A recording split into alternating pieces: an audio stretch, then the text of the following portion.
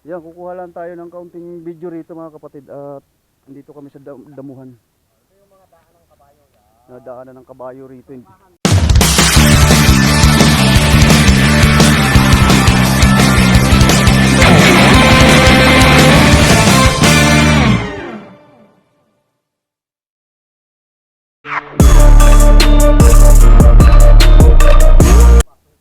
Dinadaanan namin, daanan ng kabayo. Yung tungka. Tinatawag tungkahan. Tatawid tayo doon. May dala akong basket. So magkukuha lang tayo ng konting video rito kasi lobat na tong camera gamit ko kasi kagabi sa biyahe. Ano mga putol-putol kasi tatlong tubig yung dadaanan natin. Oh, may tubigan kaming dadaanan. Dapat pala hindi talaga ako nagsapatos.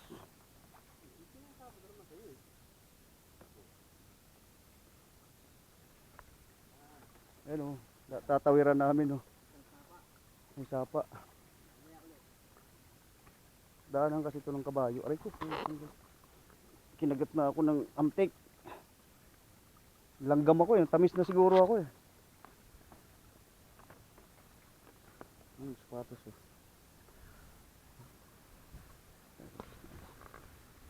Nalobat na yung cellphone. Yung camera ko. Hanap tayo ng charger. Dulas oh. Umulan kasi rito. Ano yun? Oy, papaya. Mamaya. May panggulay tayo. So galing tayo doon tumawid. Punta kami rito. Mimitas kami ng lansones. So mamaya na ulit tayo kuha ng video. Baka malobat yung ating camera. Malayo pa itong lalakbayan natin oh. 10 minutes pa. O yan. Patay muna natin. 10 minutes pa eh. Galing kami dun. So yung mga kapatid, maggagayak tayo. Ang oras natin ay alas 11. Yan, tayo ay pa Manila. Inabot kasi kami ng ulan kaya ganitong oras na ang uwi namin. Papainit na ng makina si kapatid dito. Headlight. On mo headlight mo. So ayan kung gaano ka kargado. Madilim. So ito si Red. Yan kargado din. Ito pa, kakarga pa natin to. So ayan. Gagayak muna. Ayan mga kapatid, tayo ay pa luwas na alas 11 ng gabi.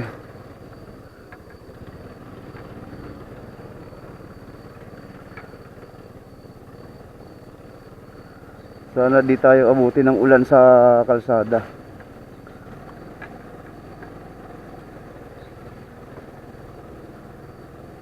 Or hanggang dun sa Manila.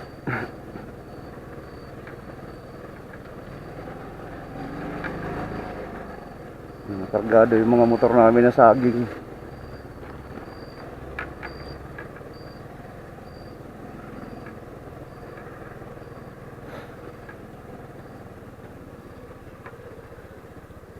Naantala yung uwi namin kasi gawa nung ulan.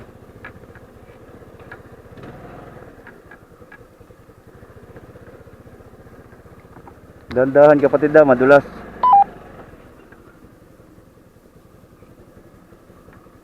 Yan, lusong tayo dito, dandahanin lang natin kasi madulas yung gulong.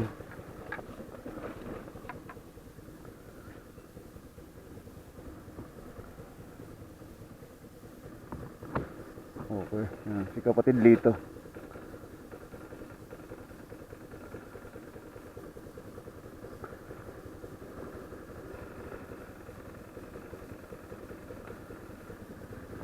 Okay, nakatawid na. Sige, unahan mo. Ayan, let's go.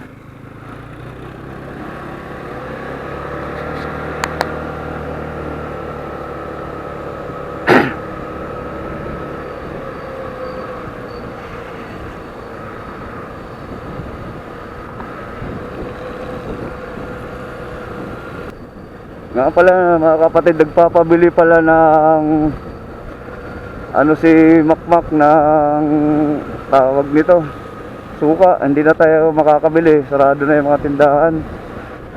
Kaya hingi na lang muna tayo ng kapatawaran kay Black Mamba. Kasi sarado na, alas 11 na ang oras natin. So makakarating kami nito ng Manila alauna, alas 2, mga ganong oras. Malaman na lang pag walang aberya. So ito, palabas na tayo ng highway.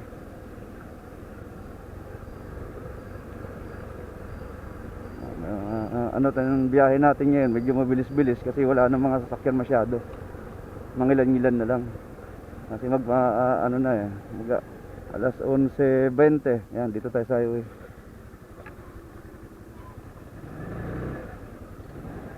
Yun o, kargado. Kargado ng mga saging. Kalahati lang sakto yung gasolina ko eh.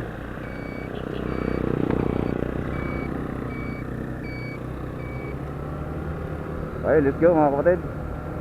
Sana wala namang aso. Makakasagasa na naman tayo. Buti kita ang buwan, no?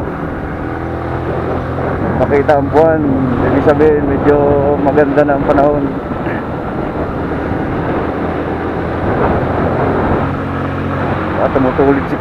Tumutulin si kapatid dito ah. Pag-ahon, bibigyan mo ng sabitan. So yung mga kapatid, gaya nga nito na ano, na sinasabi ko, mangilan-ngilan lang talaga yung mga sasakyan na makakasalubong natin, na makakasabay, ano. Ito biglang liko to. Ayan, no? Biglang kurbada.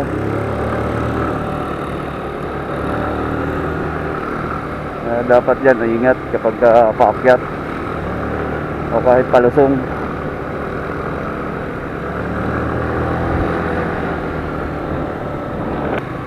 Yan, ito yung mga akala nyo piyesta rito mga kapatid, hindi ano to, Lanzones Festival. Yan, parang piyesta na rin naman talaga, festival piyesta.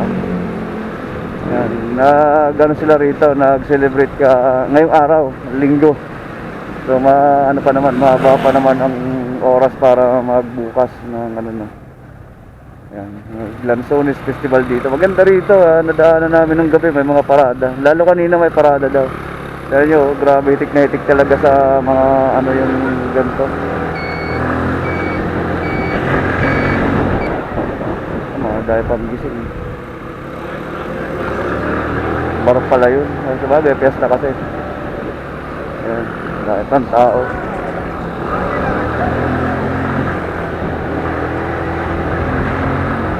Fiestahan Bayan, Lanzones Festival. So, nagano sila rito ng mga lanzones.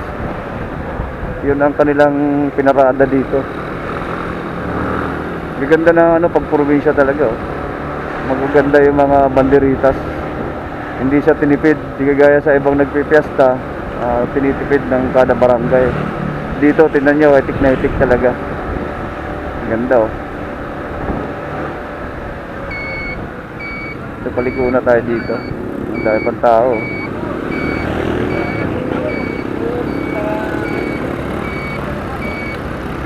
Ang dahil pang mga kainan. Ano?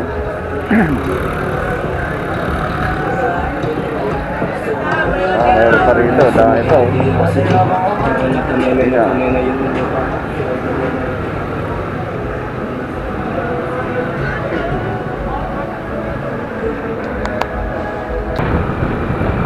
Kaya makikita na naman natin yung ganda naman ng kalsada rito, may mga ilaw. Yan yung mga yan. Lalo mamaya-maya dun sa unahan na mas marami pa.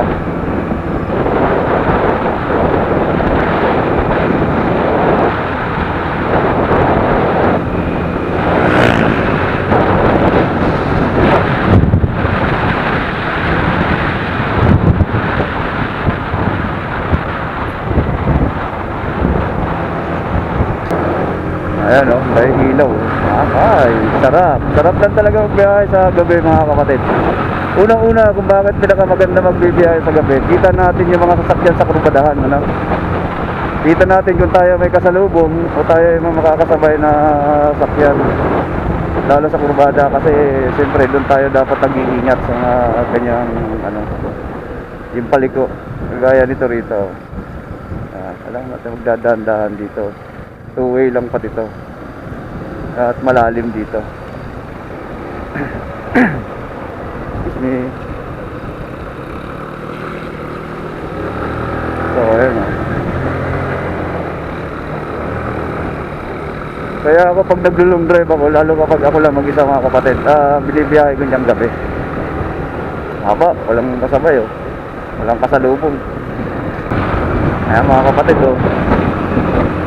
Parang angas, di ba? Nakikita nyo, ganda ng kalsada.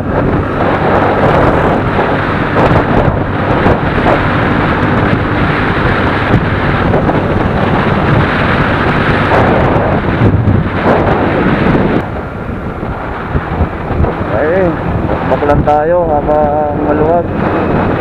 Ang oras natin ay alas 11:26 ng gabi.